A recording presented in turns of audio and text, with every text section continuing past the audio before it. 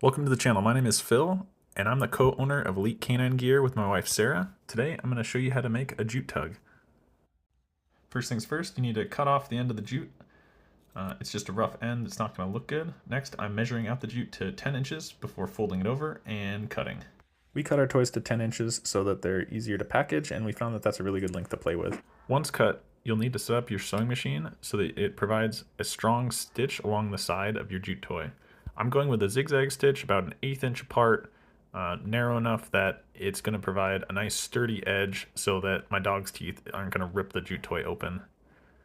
This takes a little bit of trial and error, so be patient and enjoy the process.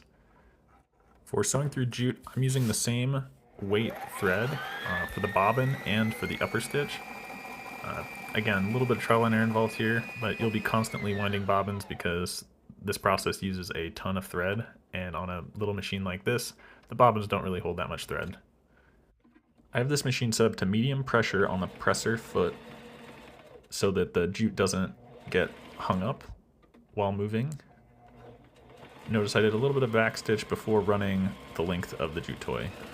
This is sped up for the sake of time. Now finish off that end with another back stitch.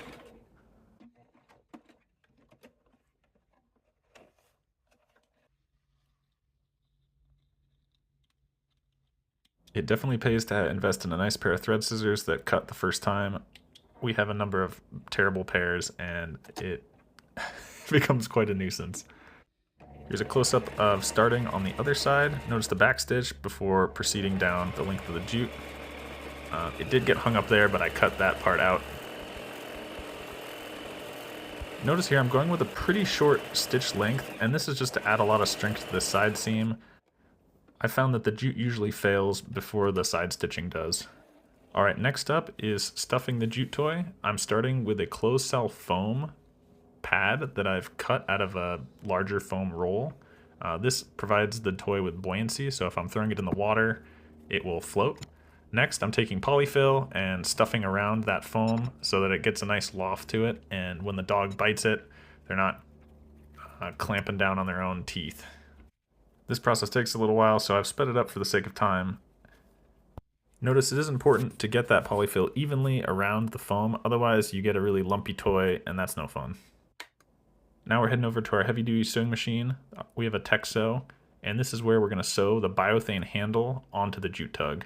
You really need a commercial-grade machine to sew through Biothane because it's thick like leather, but it's sticky like rubber, and you need a very thick needle and a heavy gauge thread, or else you're going to have a lot of trouble.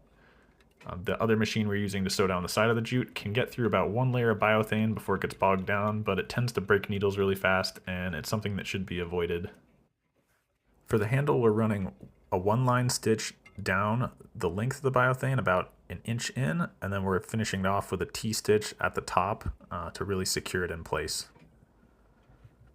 Here I'm heading over to the other side. Notice this machine sews very slowly. The motor for this sewing machine is actually mounted underneath the table, and it has a belt reducer so that it sews even slower and provides a little bit more power to get through that Biothane. These machines don't have a lot of safety features, and you do need to be careful to not get your finger caught underneath the needle because it'll go right through. Alright, now that that handle's on, I'm just cleaning up the loose thread ends. And it's time to attach our label and close up the top of the jute toy. So we're back over at our original sewing machine, and we're just going to run a zigzag stitch across the top and back, and that'll secure the label and make sure that none of your polyfill comes flying out while you're playing with your toy.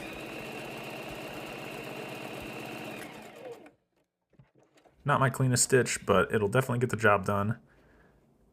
So here it is, the final result. If you'd like to see more videos like this, let me know, and comment if you have any questions. Thanks for watching, and I'll see you next time.